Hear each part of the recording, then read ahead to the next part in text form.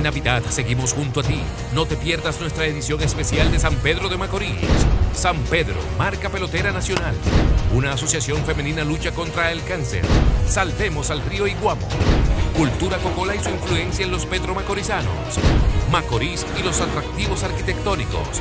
San Pedro, caña y azúcar. Zona 5, en San Pedro de Macorís. La edición especial por nuestro 12 aniversario.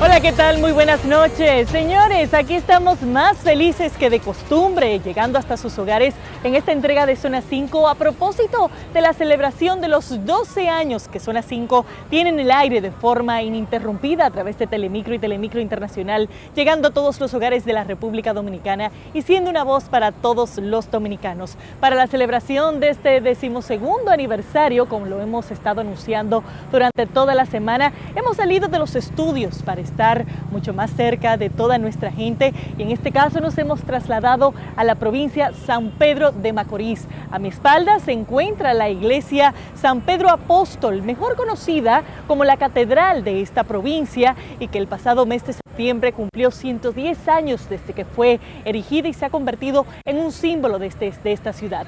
Desde aquí estaremos presentándoles reportajes interesantes sobre la gente, sobre la provincia, sobre la riqueza de nuestro país, pero también, por supuesto, sobre las problemáticas que aquí se viven y las deudas sociales que se acumulan, al igual que en otras regiones de nuestra media isla. Desde aquí, desde San Pedro de Macorís, nuestra más cálida bienvenida. Gracias por acompañarnos en este programa especial de nuestros 12 años de Zona 5. Soy Laura Castellanos. Bienvenidos a esta entrega especial de aniversario. Tenemos que empezar necesariamente haciendo un recorrido por la ciudad de San Pedro de Macorís, por sus calles, viendo un poco más de su arquitectura, la cual refleja la historia reciente y por supuesto tiene una serie de edificaciones que son icónicas y que reflejan tendencias arquitectónicas interesantes de esta provincia. Nuestra compañera Fiordalisa Blanco nos muestra mucho más a continuación.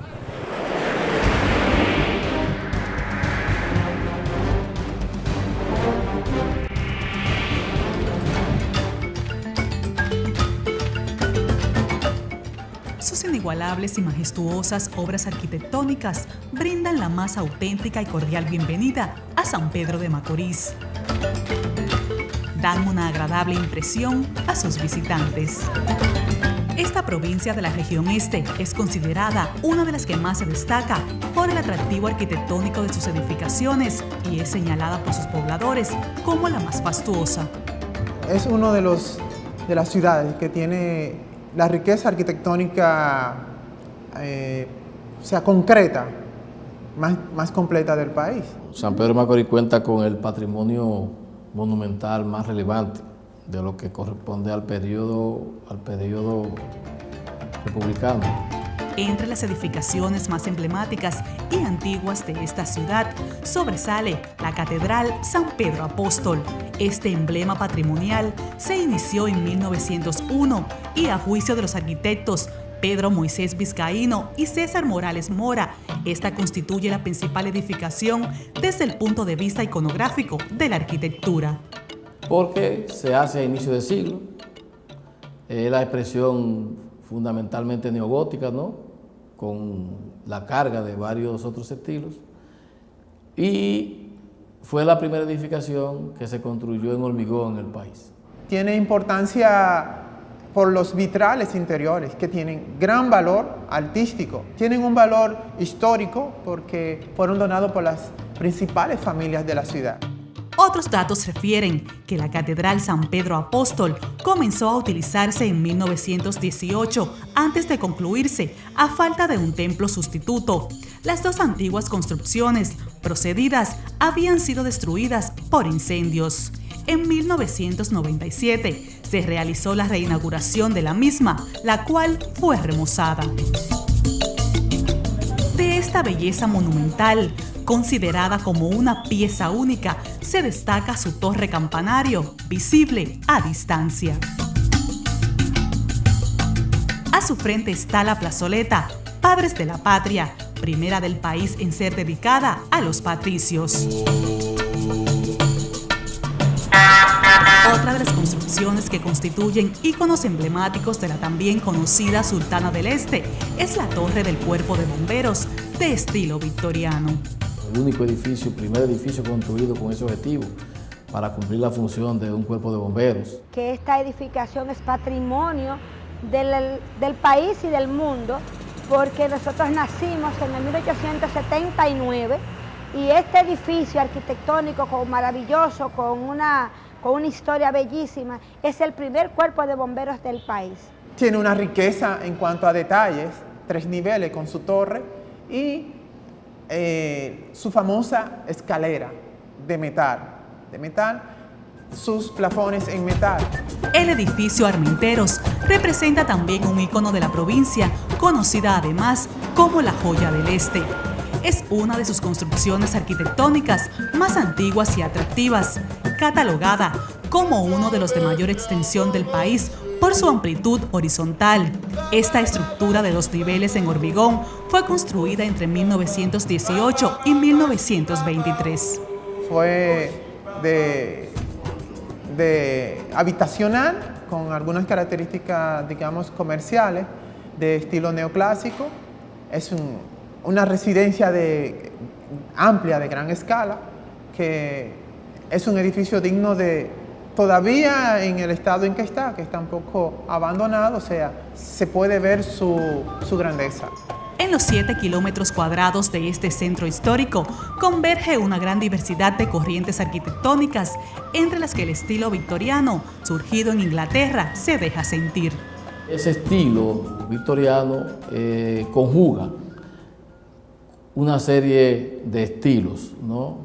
Como un proceso básicamente ecléctico, un eclecticismo, en donde el victoriano tiene contenido, ¿no? Contenido de varios estilos.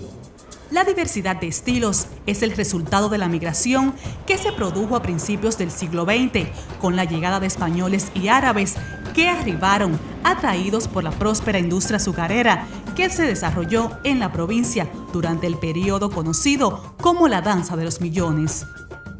Conllevando, ¿no?, la creación, ¿no?, la constitución del centro histórico arquitectónico monumental más importante no solamente de República Dominicana, sino de todo el Caribe.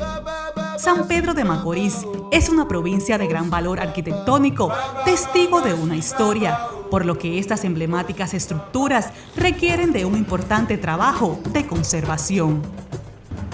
Ante el deterioro de algunas edificaciones, persisten las quejas debido a la falta de políticas eficientes para la preservación de este patrimonio, a pesar de la importancia que reviste toda esta monumentalidad. No existe la manera y forma, ¿no?, de que el Estado entienda la importancia de la preservación del patrimonio monumental en San Pedro de Macorís, lo que ha generado un deterioro casi total, casi el colapso de los principales elementos icónicos que conforman este perímetro. Se necesita que la municipalidad, o sea, emita documentos, resoluciones que protejan nuestro patrimonio. María Emilia Martínez Morey conserva fotografías originales del edificio Morey, el primer de 4 niveles en el país, construido en 1915 a petición de su abuelo, el señor José Abigail Martínez Aybar. El origen del edificio era comercial, era para hotel, de personas que venían a San Pedro, y abajo tenía la ferretería, que se llamaba Los Muchachos porque eran los sobrinos de mi abuelo, los que entonces existían. Y ese edificio es un emblema para la ciudad por la riqueza arquitectónica que tiene del victoriano.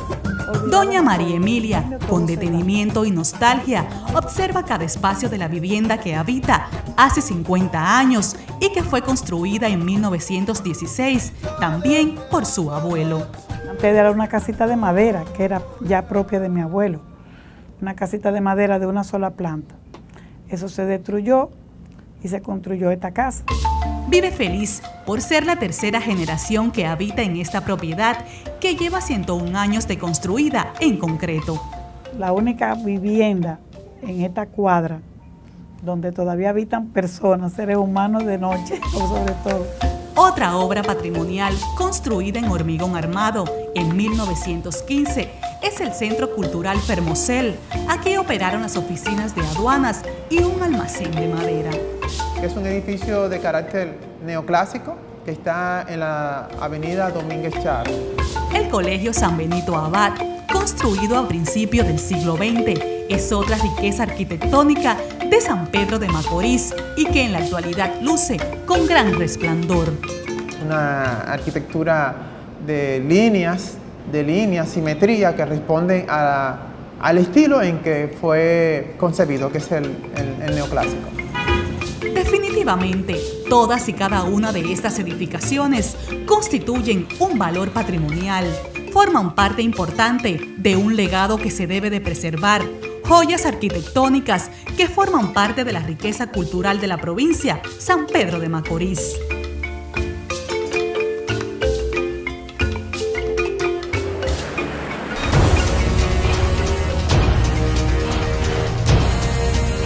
Ojalá que esta historia sirva como invitación para que muchos se animen a venir a recorrer las calles de San Pedro de Macorís y apreciar toda su arquitectura y toda su historia. Así vamos a pasar a otro tema. Vamos a conocer a continuación una institución que tiene un arraigado compromiso con la mujer petromacorizana. Se trata de la Fundación de Apoyo y Prevención del Cáncer Ana Belkis. Vamos a hacer conexión con nuestra compañera Rafelina Bisonó, quien nos va a hablar más de esta fundación que tiene 14 años ayudando a mujeres en esta provincia. Buenas noches, Rafelina. Muy buenas noches, gracias Laura. Tal y como dices, definitivamente es admirable el amor y entrega que ponen estas mujeres para ayudar a otras diagnosticadas con cáncer, esto a pesar de las limitaciones económicas que tienen. A continuación veamos a estas mujeres valientes en este interesante reportaje que hemos preparado para todos ustedes.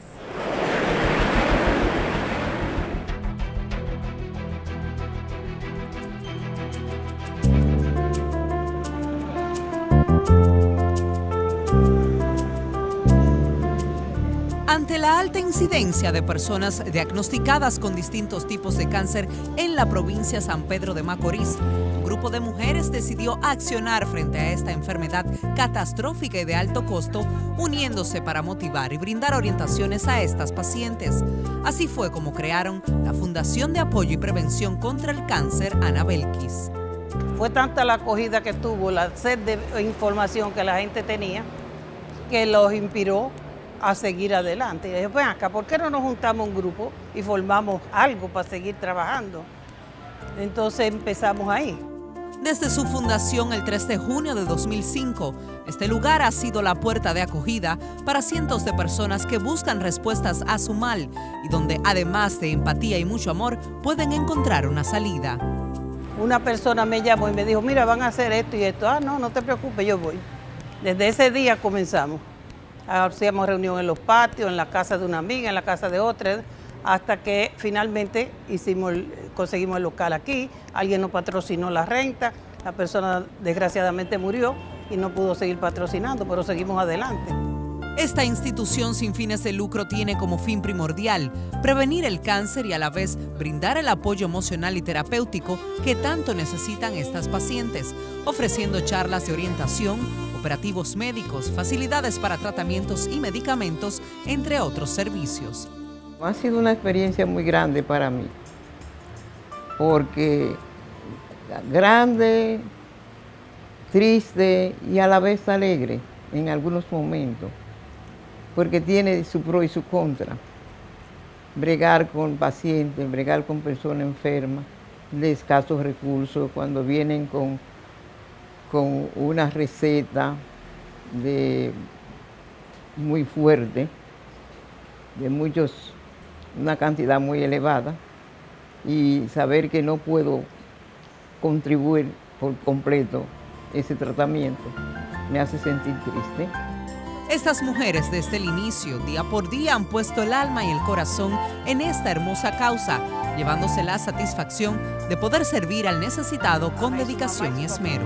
Con hombres, mujeres, niños, nacionalidad no tenemos que ver de qué nacionalidad son, tampoco tenemos que ver con nada político, todo el que llega aquí nosotros lo atendemos y tenemos niños de 6 años, tenemos todavía uno pequeño de 6 y no tenemos ninguna diferencia con ningún paciente. Esa es la satisfacción que nos queda, ayudar al que lo necesita, pero necesitamos más ayuda y económicamente necesitamos ayuda. Aquí hay muchas empresas en San Pedro de Macorís que si cada uno pone un granito de arena, podemos hacer más, es más lo que necesitamos, porque cada día vienen personas diagnosticadas de cáncer y nosotros a veces no podemos, quisiéramos como poderle dar vida, pero económicamente no estamos en disposición de hacerlo.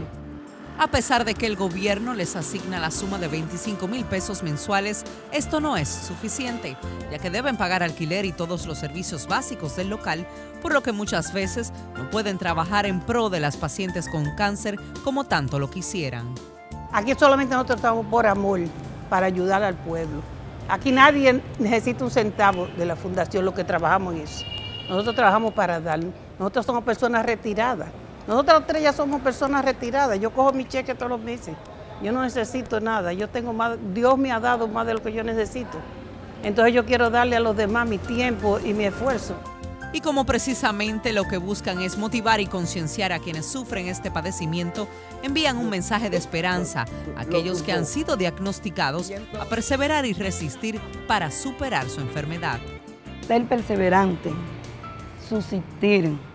El hecho de que nosotros no tengamos recursos económicos suficientes, el hecho de nosotros tener el corazón sano y querer ayudar a las demás personas, eso nos mantiene viva. Su energía y amor al prójimo es sorprendente y solo aspiran a contar con la colaboración de más personas e instituciones que estén dispuestas a unirse y aportar para seguir siendo entes de acción productivo para enfrentar y prevenir a tiempo este peligroso enemigo silente.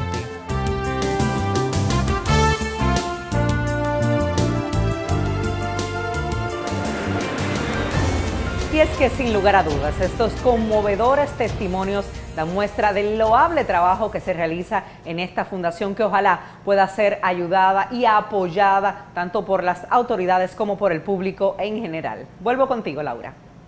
Gracias, Rafaelina. Sin duda es una institución que es una muestra de la nobleza de los dominicanos y su espíritu de servicio. De esta forma, señores, vamos a pausar. En esta primera pausa les mostramos qué tenemos más adelante aquí en Zona 5. Salvemos al río Iguamo. ¿Cuáles son los principales enemigos que amenazan la vida de este recurso natural? ¿Y qué es la cultura cocola? ¿Cuáles son sus influencias entre los petromacorizanos? Quédese con nosotros en Zona y San Pedro de Macorís, entrega especial con motivo de nuestro 12º aniversario.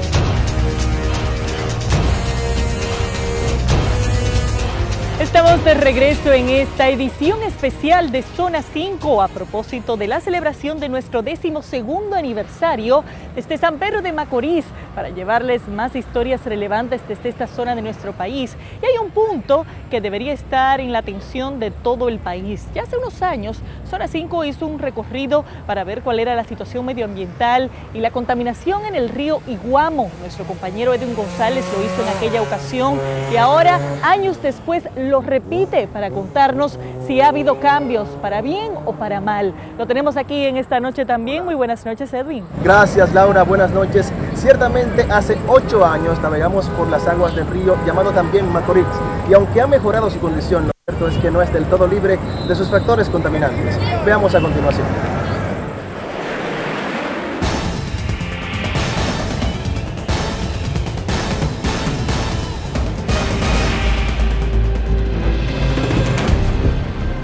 La frondosa vegetación en las riberas del Iguamo se extiende por kilómetros. Por ello, los manglares diversos y los bosques del más extenso de los ríos del este dominicano constituyen un verdadero refugio natural para la fauna silvestre. Dentro de la biodiversidad, lo que más se manifiesta en él es la gran cantidad de manglares, de diversos tipos de manglares que hay en sus márgenes, lo que al mismo tiempo se convierte en un hábitat para una avifauna. Pero basta con observar las aguas ennegrecidas del también llamado río Macorís para percibir los imperdonables daños a los que ha sido sometido por muchos años. El establecimiento de industrias a su alrededor, en las márgenes, sin planificación ni municipales ni nacionales, ha permitido que los vertidos, los contaminantes de estas empresas vayan directamente a los ríos, acabe con el oxígeno y sencillamente la fauna de esos ríos pues vaya desapareciendo poco a poco. Así lo confirmaron en 2008 las cámaras de Zona 5, en un recorrido sobre el cauce del Iguamo, en el que fueron grabados los ductos de varias empresas vertiendo sus desechos líquidos al afluente. Para ese entonces, los caudales del río ya no eran una opción para la pesca, debido a la extinción casi total de la vida bajo el agua. Transcurridos más de 8 años, la producción de Zona 5 volvió a navegar sobre el Iguamo y sus aguas aún no parecen capaces de albergar vida, pues según testimonios, lo único que ha cambiado es que las empresas junto al río ya no vierten sus desperdicios de manera visible. Y todavía cada rato, cuando tiran eso, usted puede venir aquí, que usted va a ver el río lleno de unos pececitos que le dicen blanquillos, muertos. Pesca aquí desde adolescente y las agresiones al río le indignan y han afectado su economía. El guano cuando lava los tachos es un veneno mortal. Todos se mueren, todos los pececitos. Y para cuadrar esa jabonera, tiraba una agua blanca que hasta los mangles se secaron. El problema ha perjudicado también a nuevas generaciones de pescadores, quienes se ven obligados a pescar lejos de la desembocadura del Iguamo, adentrándose al mar Caribe. Porque el agua del río Iguamo está muy contaminada por el desperdicio que tiran la fábrica de Brugal, que tiran unos químicos y se sale a la iglesia. Petromacorizanos de antaño guardan recuerdos especiales de su infancia cerca del antiguo río Macorís. Y usted podía bañarse en el río, limpiecito. Pero ahora ya nadie se puede bañar ahí. Bueno, yo te diré una cosa. Yo nací en el río Iguamo. Yo soy de este entorno. Y cuando yo nací, yo podía ver la jaiba, los cangrejos. Luis Porfirio Franco es el director provincial de Medio Ambiente, pero duda que el Iguamo pueda volver a las condiciones en que lo vio en su niñez. Ahora yo voy al río y no puedo ver nada de eso. Realmente hay un problema con el río. No vamos, oye bien, no vamos a lograr llevarlo hasta el punto donde yo nací, pero sí podemos mitigar el impacto del río. Habla de la misión de la Coalición Multisectorial para la Conservación de la Cuenca del Río Iguamo, conformada en 2007 por las empresas Cemex Dominicana, Ingenio Colón, Eje Jaina, Brugal, Gildan, Coastal, Asociación de Industrias de Zona Franca, Barrick Gold, Ferquido, César Iglesias, Cemento Panán, Alcaldía de San Pedro de Macorís, con la asesoría del Ministerio de Medio Ambiente. De la República Dominicana. Danilo Miñoso es el presidente de esa coalición y asegura que de acuerdo a los estudios que hacen 2 veces por año a las aguas de este río, el Iguamo se sigue recuperando transcurrida casi una década. Nosotros estamos haciendo monitoreo del 2007 hasta la fecha. Todos los productos iban al río y la cantidad de BO era altísima. Todos esos parámetros, gracias a Dios, han bajado. Están muy cerca de lo que son las normas. El ingeniero reconoce el impacto negativo provocado por las empresas, ahora unidas por el Iguamo, pero asegura que desde hace varios años a todas se les exige permiso ambiental y plantas de tratamiento. Hay otras provincias que han venido siempre afectando el río, lo que son Quiqueya, Atomayor, Consuelo, que son provincias que no tienen planta de tratamiento y que sus desperdicios también van al río. Pero precisa que la responsabilidad por el deterioro del Macorís no solo la tiene el empresariado. Casuchas abandonadas, desagües directos hacia el río y hasta numerosos barrios instalados a ambas riberas constituyen un foco de contaminación que no tiene perspectivas de cambio en mucho tiempo. Bajo Manhattan, Barrio Blanco 1 y 2, Canta la Rana, Punta Pescadora, Los Manguitos, La Barca y otros son algunas de las barriadas contiguas al Macorís y sus desechos constituyen un gran foco de contaminación.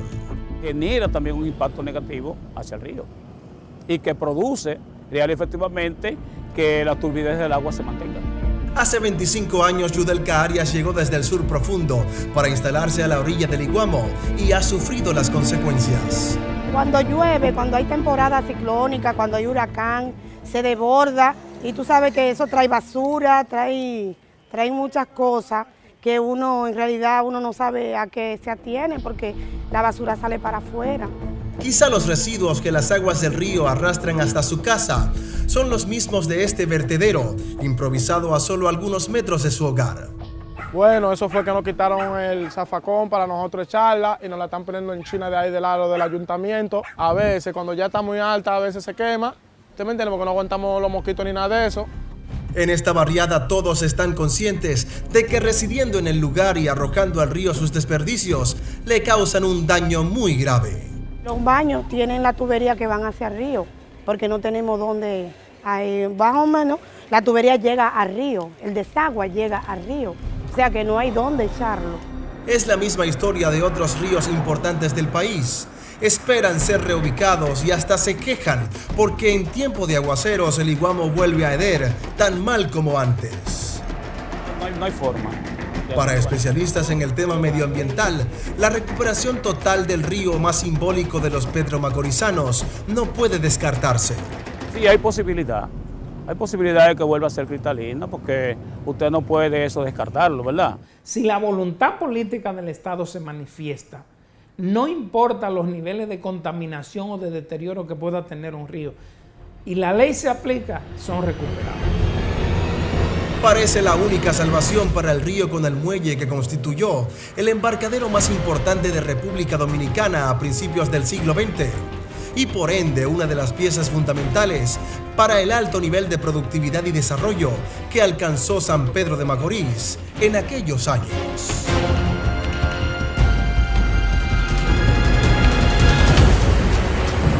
Ciertamente ha habido algún nivel de mejoría, pero aún no hay vida en las aguas del río Iguamo, como afirman los pescadores. Aquí no se puede pescar. Tampoco las riberas del río han sido libres del factor social, que representa un gran factor también contaminante, Laura. Gracias, Edwin. Así es, el factor humano seguirá siendo un problema en este afluente y ojalá que más temprano que tarde se puedan ver medidas que realmente permitan su recuperación a propósito de que sigue recibiendo agresiva contaminación de parte de empresas, de parte de industrias que depositan muchos residuos allí. Gracias, Edwin, por la historia.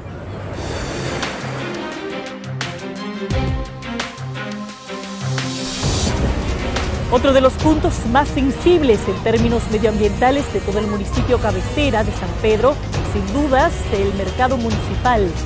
Aguas residuales, acumulación de basura, olores putrefactos y calles deterioradas evidencian el abandono en el que se encuentra la plaza donde se comercializan los productos que consumen los petromacorizanos, lo que ha provocado que algunos incluso le comparen a un revolcadero de lujo.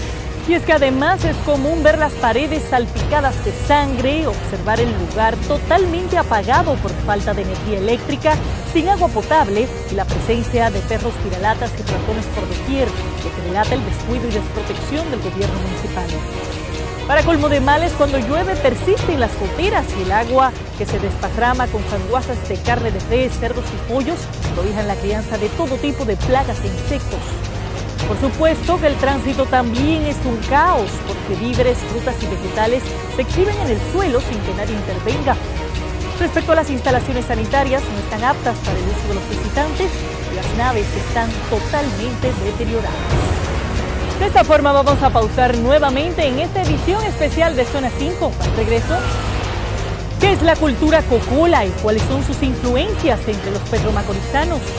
Y San Pedro de Macorís, tierra de peloteros. La pasión por el béisbol hace de esta provincia una marca pelotera nacional. Continúe con Zona 5 en San Pedro de Macorís y la celebración de nuestros 12 años de investigación y sentido humano.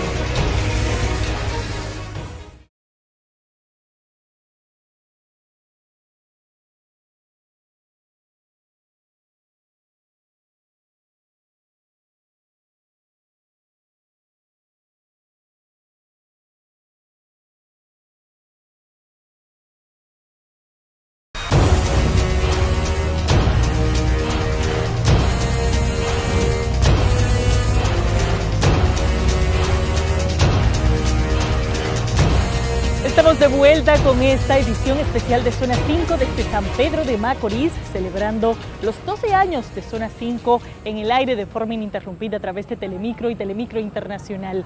Sigo aquí en la parte central de la ciudad de San Pedro de Macorís, específicamente en el lugar donde fue levantado el primer monumento a los padres de la patria, y desde aquí vamos a conocer más sobre los ciudadanos de esta provincia. Son serie 23 y una de sus principales características son sus apellidos de origen extranjero. Aquí son comunes los Kelly, los Wells, George y otros tantos heredados de inmigrantes de las demás Antillas que vinieron en la época del auge azucarero. Nuestra compañera Olinda Payano nos cuenta más de esta herencia y esta cultura.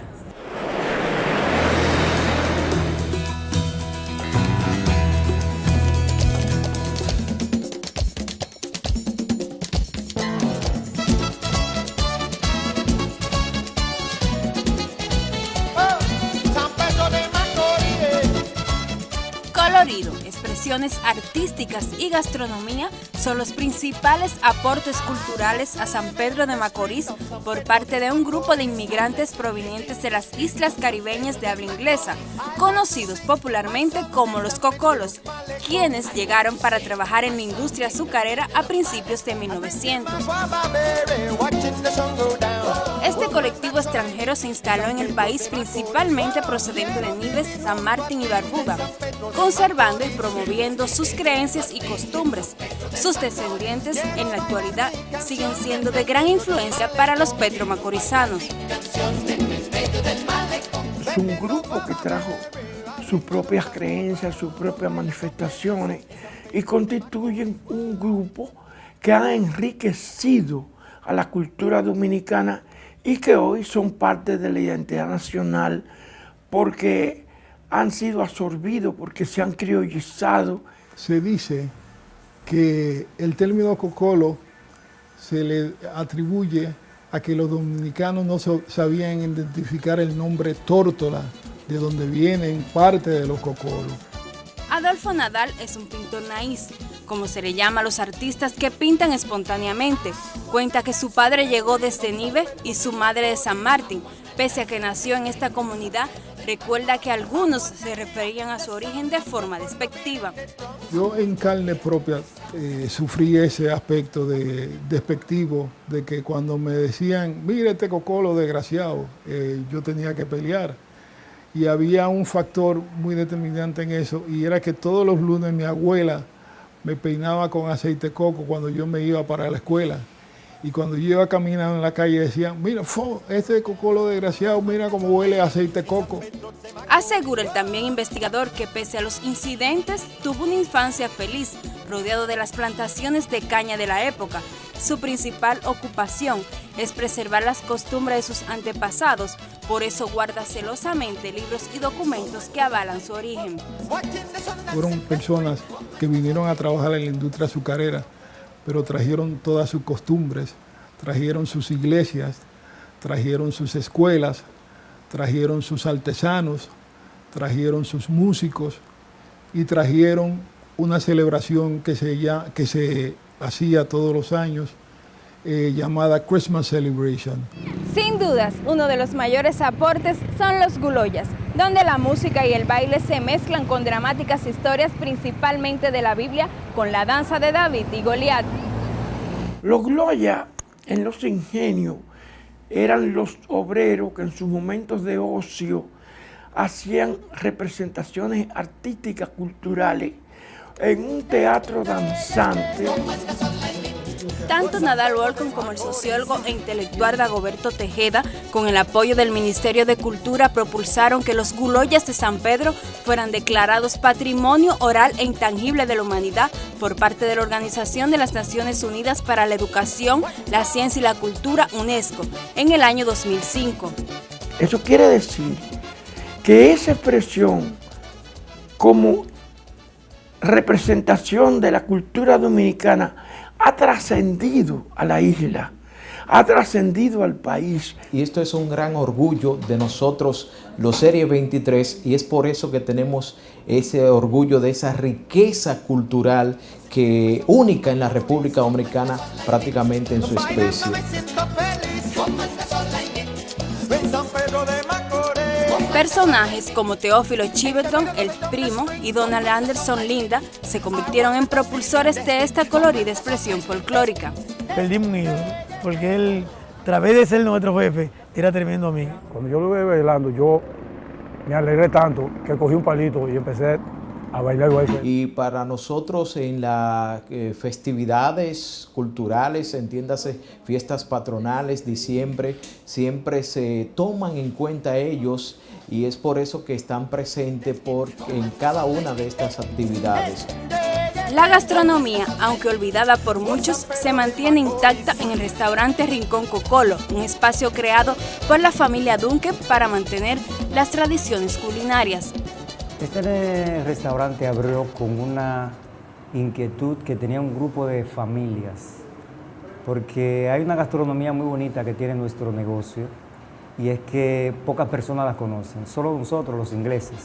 Entonces, ¿qué pasa? Que se está perdiendo de generación en generación. Los platos típicos se elaboran principalmente con harina y se acompañan con pescado o bacalao, según destaca la bebida que inspiró el título de la conocida canción de Juan Luis Guerra, el Guava Berry.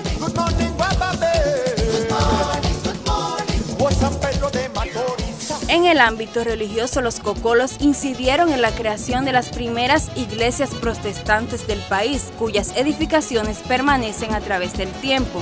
No, la gente más consagraba a su trabajo, a la iglesia. La iglesia que había aquí, cuando yo vine, la episcopal, casi todos los cocolos estaban ahí. El padre que había también era cocolo. Sus hogares eran de madera en los ingenios Quisqueya, Porvenir y Consuelo. Sin embargo, muchos construyeron casas de piedra y cemento que datan de 1940. Además, los descendientes de estos inmigrantes isleños mantienen el idioma inglés. La mayoría al día de hoy lo habla con precisión. Esta casa está hecha como con una mezcla de tierra, cemento y piedra. Por eso es que tienen esta pared tan gorda, gente. Y son casas que al principio esta casa no tenían galería.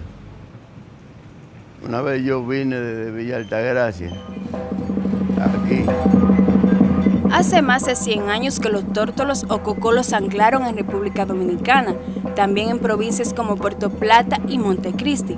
Pero es en San Pedro de Macorís, la tierra del poeta Norberto James, donde su vida se desarrolló y tuvieron una activa participación con mayores incidencias.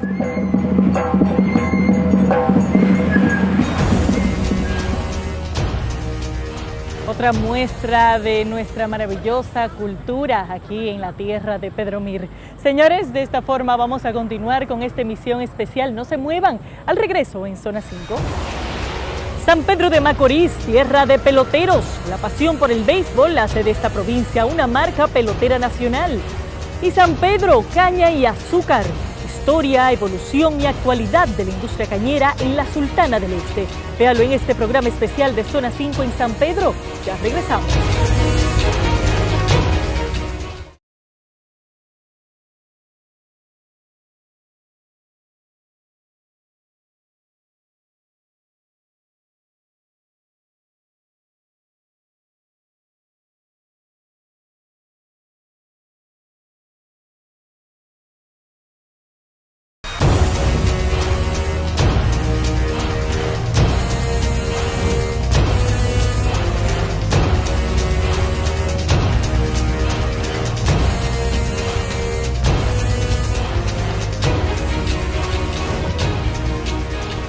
Aquí estamos de regreso con Zona 5 en este programa especial por nuestros 12 años de entregas a través de Telemicro y Telemicro Internacional. Y en esta provincia que nos ha recibido para esta entrega especial, la pelota o el béisbol es tan importante como el pan de cada día. Esa es la conclusión a la que llega nuestra compañera Rami Portorreal, que nos cuenta más de este aspecto deportivo de San Pedro de Macorís. Buenas noches, Rami. Muchas gracias, Laura. En las calles de San Pedro se disfruta la energía del béisbol con toda la pasión. Veamos las cualidades que hacen de esta provincia una verdadera marca beisbolera.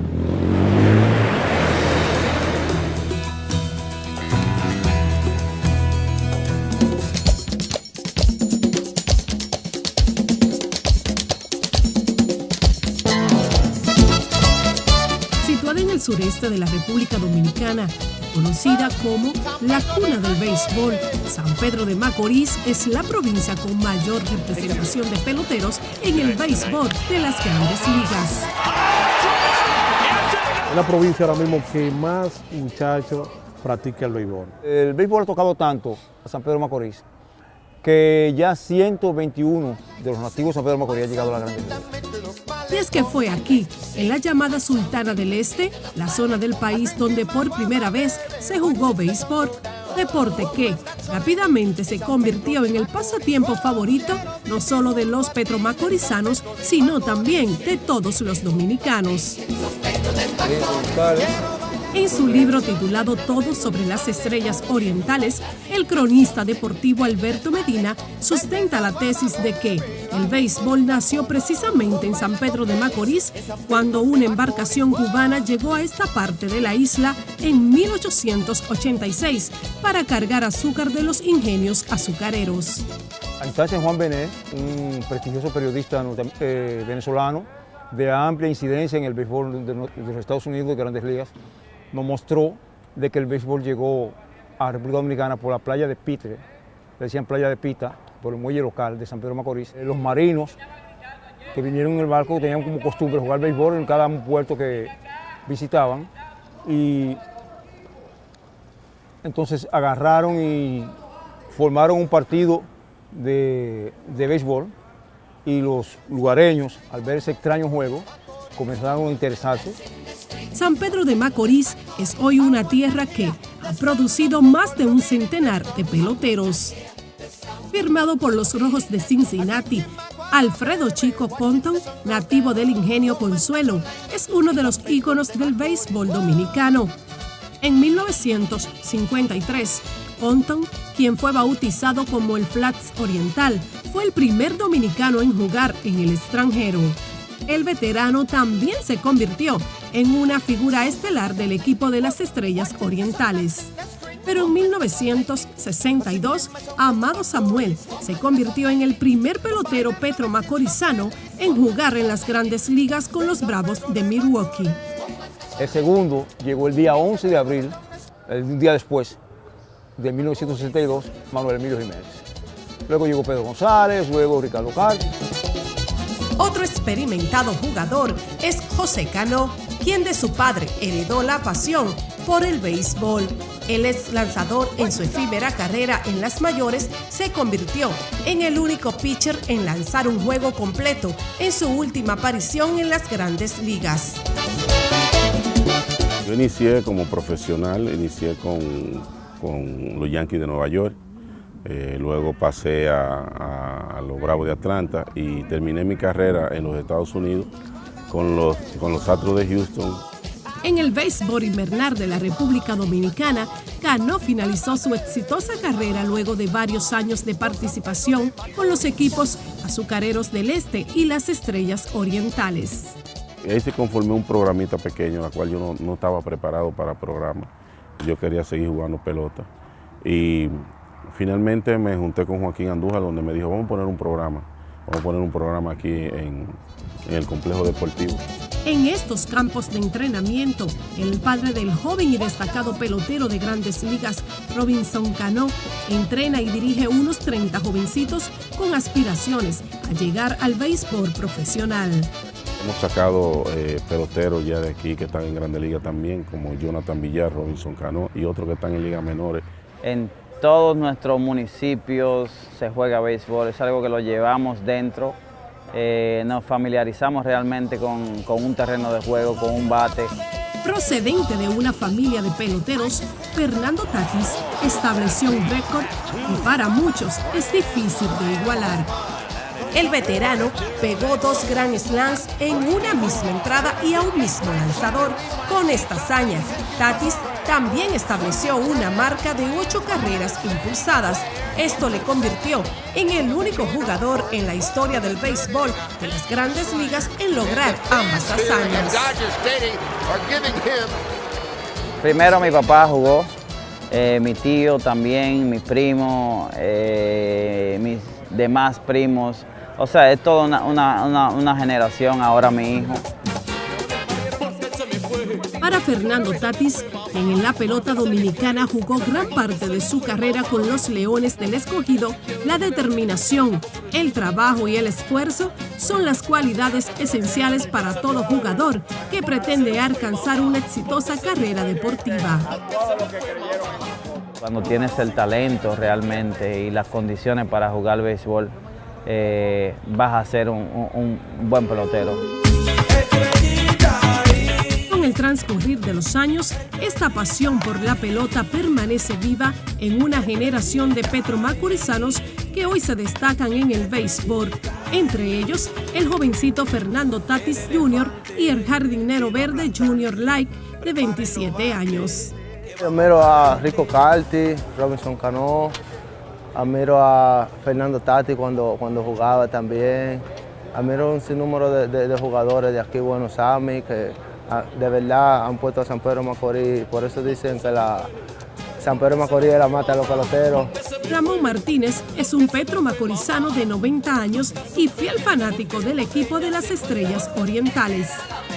Don Martínez, quien también fue empleado del equipo verde, cuenta que desde muy joven acudía al estadio y que tuvo el privilegio de presenciar cuando su equipo se coronó en los años 1954 y 1968, siendo estos dos, hasta el momento, los únicos campeonatos ganados por el equipo oriental, que fue fundado en 1910. Yo trabajaba en el Dogao del club visitante. Iba a La Romana, a la capital, a Santiago. Casi todos esos peloteros son amigos míos. Junior Ley es sobrino mío. Yo le vendo un pan de maíz a los peloteros. San Pedro de Macorís cuenta con varios complejos deportivos, varias academias de béisbol y campos de entrenamiento. Miguel Ángel Marte, administrador general del estadio Tetelo Vargas y quien también jugó béisbol. Tras una trayectoria de 18 años trabajando con las Estrellas, hoy dirige un programa de formación y motivación que incentiva a los jóvenes a ingresar al béisbol. Las Estrellas tiene un programa que es a través de la Major League Baseball, donde yo soy el director, que se llama RBI San Pedro, donde aproximadamente viene a practicar 950 muchachos. Para nosotros puede sacar 180. Usted sabe que San Pedro de Macorís es la cuna del béisbol. La trascendental y marcada historia de los peloteros petromacorizanos en las Grandes Ligas y el béisbol invernal hacen que hoy en día San Pedro de Macorís sea reconocida como una verdadera marca pelotera nacional. El béisbol aquí en República Dominicana es una pasión. En San Pedro de Macorís es una religión. Y en cada uno de los barrios, en cada uno de los municipios, se juega bastante béisbol. Eso es todos los días. Usted ve las pequeñas ligas, los jovencitos practicando, corriendo en las instalaciones deportivas con el objetivo de adquirir, de lograr ese sueño de ser pelotero de Grandes Ligas. Esta profesión, que para muchos es un entretenimiento, es la oportunidad que encuentran muchos jovencitos de esta provincia para alcanzar una mejor condición de vida. Cada vez que un muchacho de una familia consigue una firma millonaria, la familia cambia su realidad económica.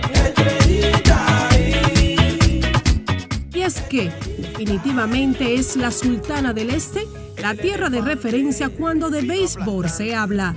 con más de un centenar de jugadores que han estado en las mayores con imponentes participantes e inigualables hazañas que han puesto en alto la bandera tricolor.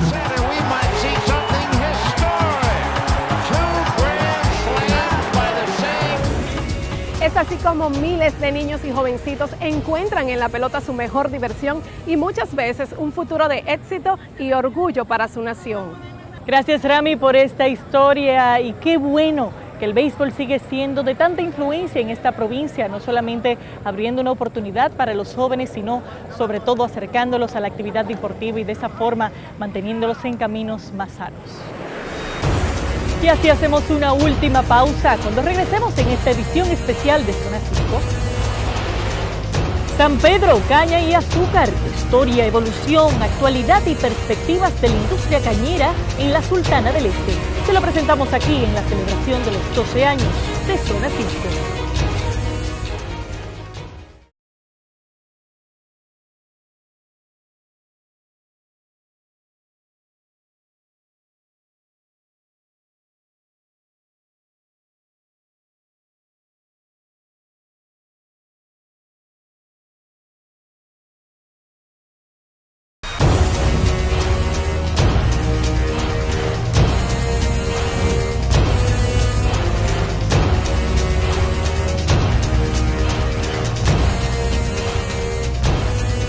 Aquí estamos de vuelta. Esta es la emisión especial por nuestro 12º aniversario en Zona 5 desde San Pedro de Macorís.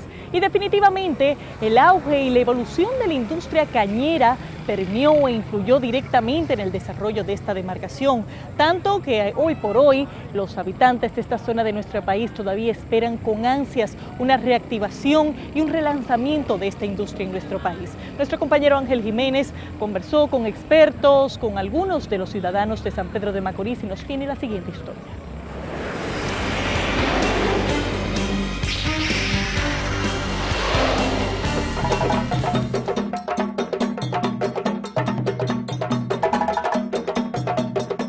Durante gran parte del siglo XIX fue la actividad económica más importante. El corte y cultivo de caña llevó desarrollo a muchas ciudades del mundo y significó para miles de personas el medio de vida que les suplía el sustento de ellos y sus familias. Este dinamismo también impactó positivamente a República Dominicana debido al gran auge que tuvo la industria azucarera, específicamente en la provincia de San Pedro de Macorís. El pueblo de San Pedro de Macorís, sus primeros habitantes, ya para 1815 había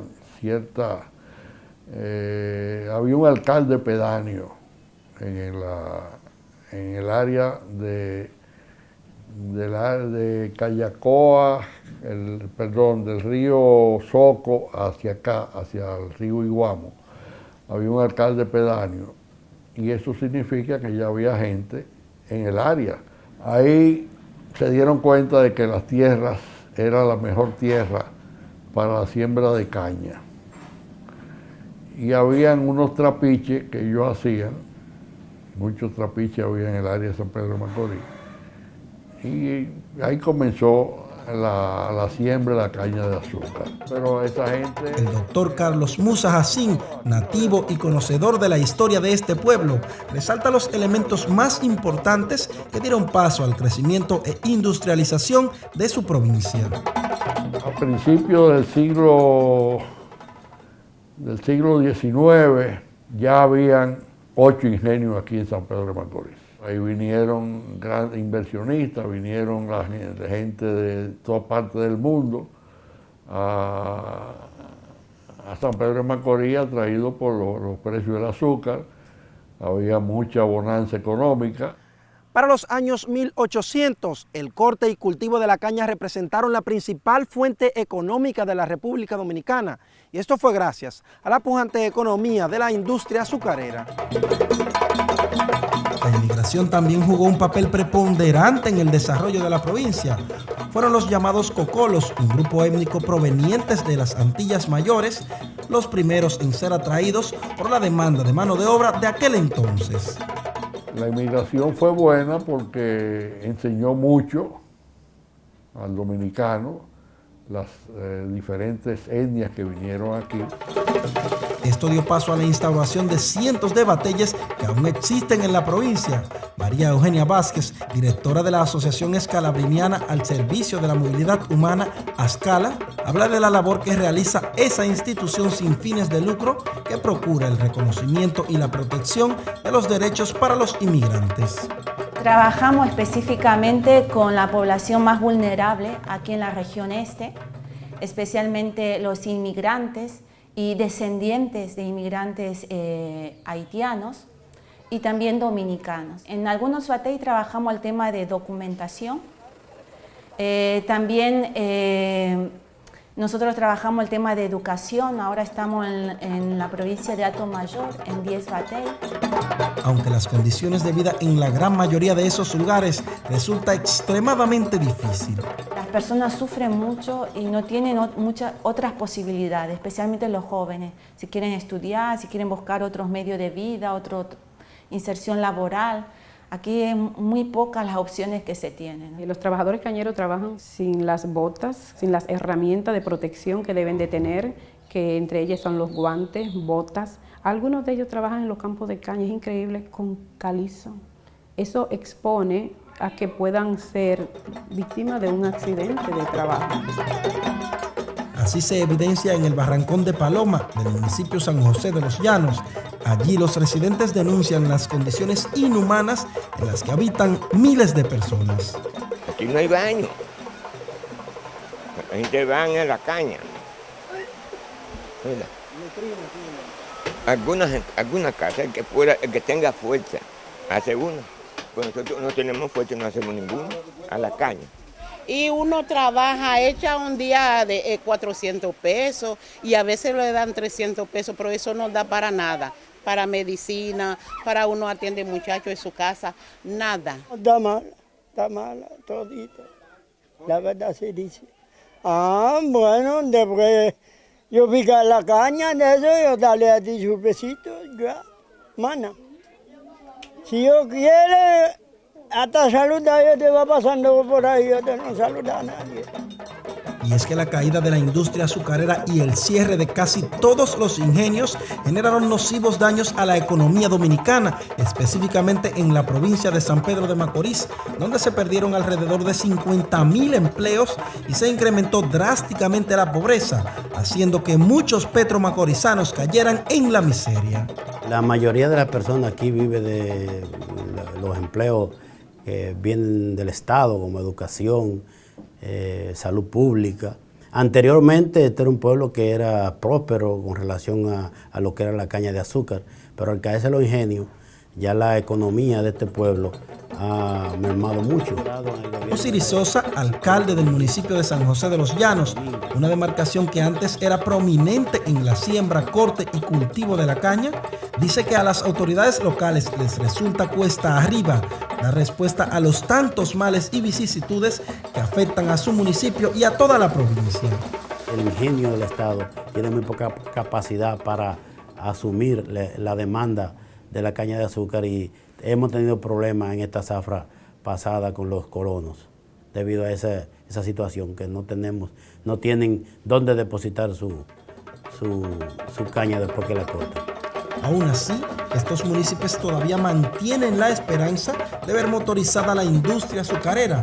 Por ello, la Asociación de Llaneros Empoderados de San Pedro de Macorís ha decidido sumarse a los grupos que exigen el cumplimiento de la promesa hecha en el año 2014, hace ya 3 años, por el presidente Danilo Medina, quien se comprometió a relanzar la industria azucarera del país. Las condiciones para la gente están precarias. Por eso es que apelamos a los buenos oficios del presidente para que vengan en auxilio de San José de los Llanos, porque lo que él ordenó, lo que él autorizó la última vez que estuvo por aquí, por San José de los Llanos, todavía no se ha hecho. Para el año 1970, la industria azucarera de la República Dominicana estuvo en su mejor momento, pues existían unos 3.200 colonos que empleaban a más de 100,000 personas, entre braceros y técnicos que se dedicaban al corte y cultivo de la caña. Funcionaban además unos 16 ingenios en todo el país, cuya producción superaba la cifra de 1 millón de toneladas métricas de azúcar por zafra. Hoy día solo existen 5 ingenios y algunos de estos no funcionan a toda capacidad, por lo que el Estado dominicano se ve en la necesidad de importar azúcar de otros países para satisfacer la demanda local. Resulta bastante irónico y difícil de creer que a pesar de la importancia que tiene la siembra, el corte y el cultivo de la caña, además de la gran cantidad de terrenos que posee el Estado dominicano administrados por el Consejo Estatal del Azúcar, aún las autoridades no den prioridad a esta industria que podría impulsar un importante cambio en la vida de miles de petromacorizanos y podría repercutir positivamente en las vidas de cientos de miles de dominicanos.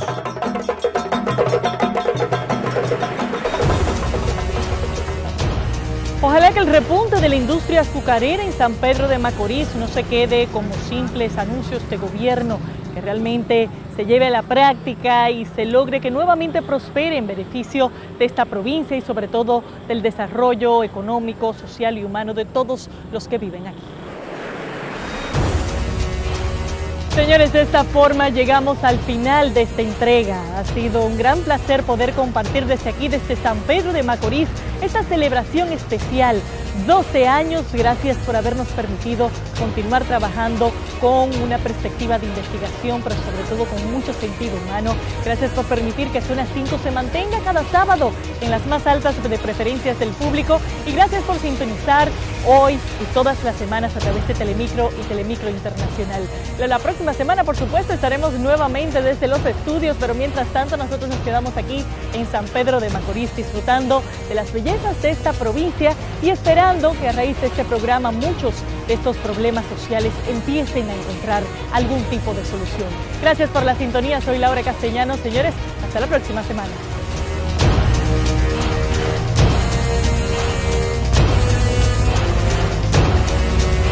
Zona 5, investigación y sentido humano, es de Telemicro.